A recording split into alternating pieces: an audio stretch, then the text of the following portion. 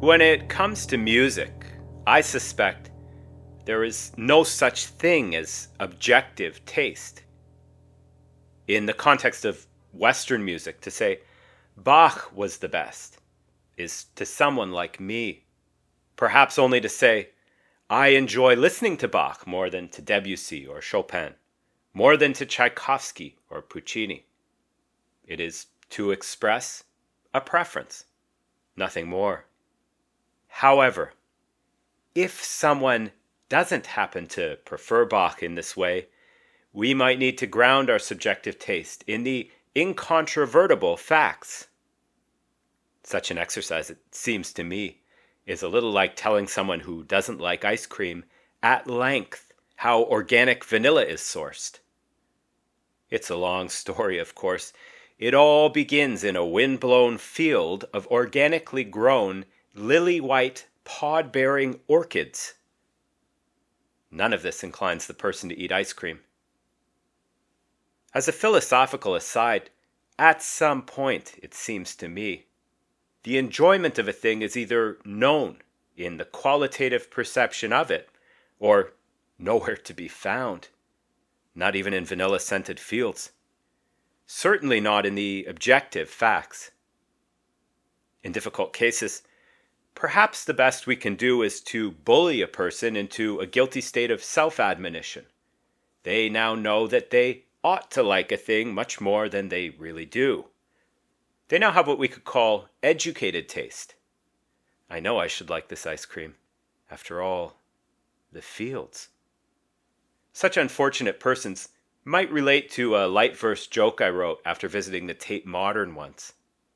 I try to think the thoughts that I somehow think I should, but I don't know enough to like what isn't any good. As a second aside, maybe I should let you in on something, dear viewer. I do like the Tate Modern, and Bach, and yes, even ice cream. Please don't be alarmed. Nevertheless, this one came out somewhat polemical. For example,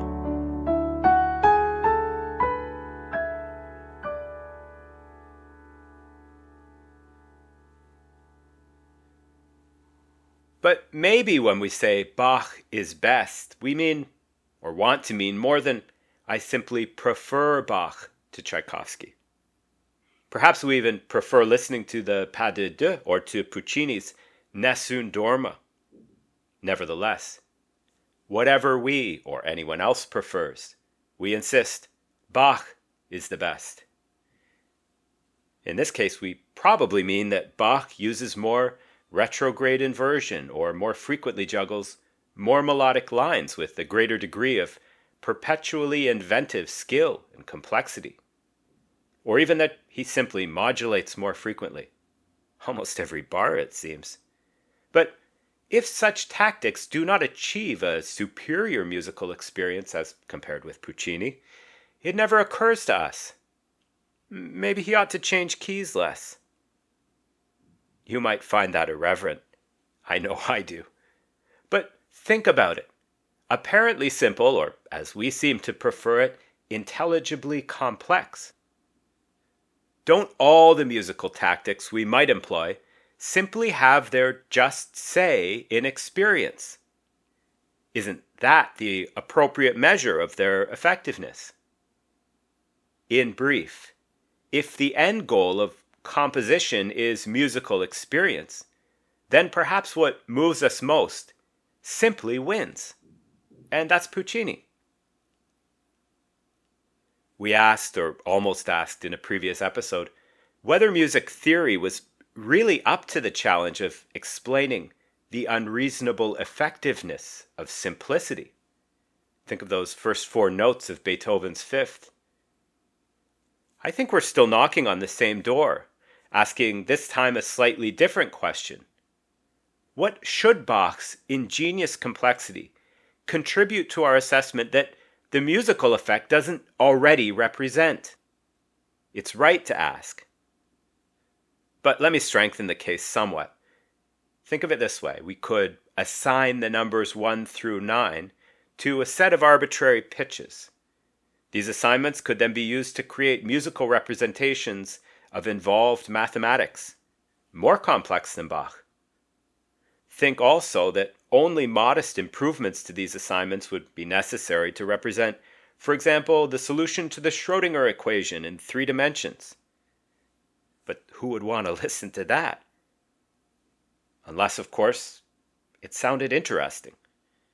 But if the effect of complexity, and not complexity in itself, is the point, then we're back to judging on experience, inevitably on someone's experience, to calibrating our sense of complexity's merit by its subjective effects. In attempting to ground our aesthetic judgment of Bach in the incontrovertible facts, we seem to have come full circle. We're back where we started, subjectivity. Bach's ingenious complexities, then, objectively considered, whatever their intellectual merit, simply cannot objectively ground, independent of experienced effect, their artistic merit. From intelligible complexity, there may or may not emerge a work of uncommon artistic genius. There's no objectivity to be had here.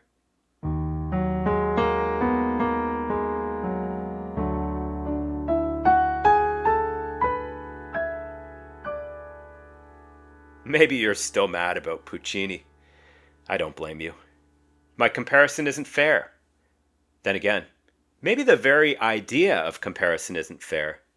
Think of more recent history. Think of folk, of Woody Guthrie.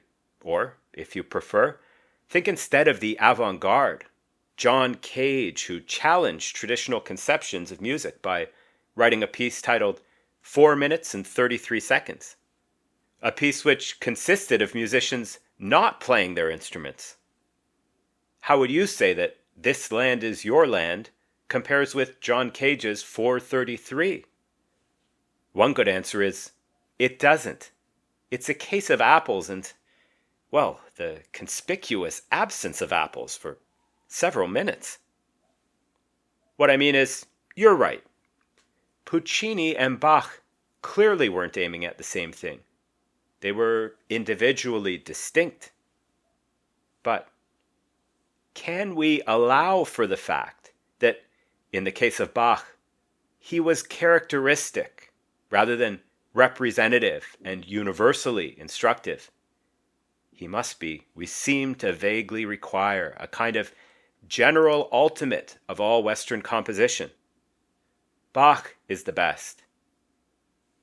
But whatever this status grants him in terms of appropriate esteem, it surely deprives him of something as well, of his own evidently original instincts and peculiar, dominating aesthetic priority, musical interest perpetual. As soon as the least phrase, the least pattern, and along with it the earliest expectation is established, Bach is already off in an unexpected rhythmic and possibly harmonic direction which, already being itself the basis of a new expectation, is again already presently being subverted. That's the real pace. This perpetual newness makes for a sustained variety that is perhaps inevitably ecstatic. For all the structure and control, the sound is of surplus. To be sure, Bach's style demonstrates his mastery. But what do we do when Beethoven, for example, writes a movement which harmonically stays put? Should we conclude that he doesn't know how to change keys? We need to step carefully. Deliberate restraint and judicious proportion are, in composition, artistic choices, not immediate evidence of a composer's capacity or limits. That Bach worked in a style that continually disclosed his mastery is, again, unusual. Is visual minimalism, for example, an aesthetic choice for an apartment, or proof that there were no colors left at the paint store? Beethoven could change keys. You have my permission, of course, to disagree with all of this. My comparisons are unjust, perhaps. Beethoven, Puccini, I'm clearly confused. Bach wasn't trying to write a melody, and he certainly could have written a better melody, had he wanted to. Don't I know about polyphony? Don't I know about the Baroque period?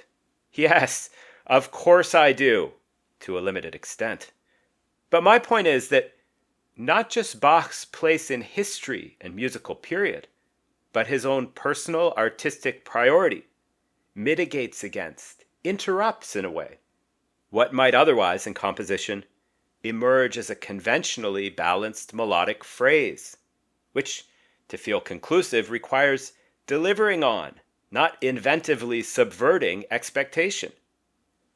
In Bach, ongoing interruption of expectation as seamless continuity forgoes balance for something higher, a new style, not one of conventionally judicious proportions, but of perpetually ecstatic excess. Simply put, Bach cannot be the best in the sense of embodying a universal aim, if his aim is unique, if he is what he seems to be, brilliantly idiosyncratic.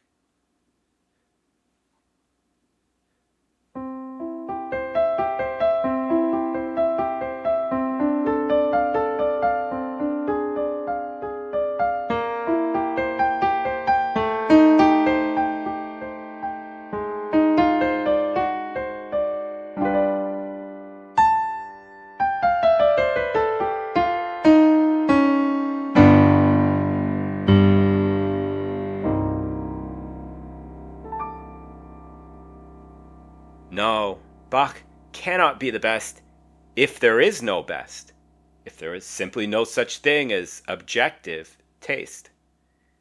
Nor can his intelligible complexity really help if its estimated merit relies on experience, inevitably on someone's experience. And he cannot be the best in the sense of embodying a universal aim if his aim turns out to be his own. Yet in relation to the problem of objectivity, not only his uniqueness, but our own, is itself the real problem. Think back, if you would, dear viewer, to the last episode.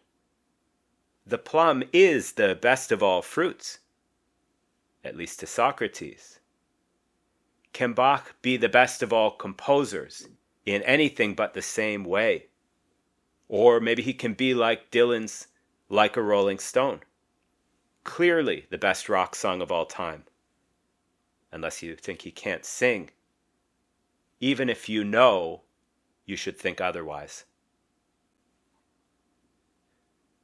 If Socrates were to tell us what precisely it is that makes the plum the best, he might describe its sweetness when ripest, offset by sour, elements of texture, etc. Theoretically, all of these aspects reported from experience could be represented objectively, a fixed, calculable balance between natural sugars and organic acids, etc. These are what make for the perfect fruit. The problem is that these are the same objective features that disincline others from eating plums. Likewise, no objectively described musical strategy reliably produces the identical effect in everyone. In fact, if we were right last time and perceptions differ, it leads to a somewhat unfamiliar conclusion. Socrates really does like plums best, and the plum, objectively considered, really does contain the criteria for the best of all fruit, but only in relation to him. In theory, by extension, it is equally possible to describe the objective considerations that make for the most beautiful, to put it rather generally, music, but only in the most unusual sense. A specific set of objective considerations apply to each individual, but are not universally in common, even when they achieve a rough consensus. Bach is at the top of most of our lists for good reason. But As long as we can't escape being what we are, physiologically individual, he can't escape being what he is. At best, only the most fantastic Plum.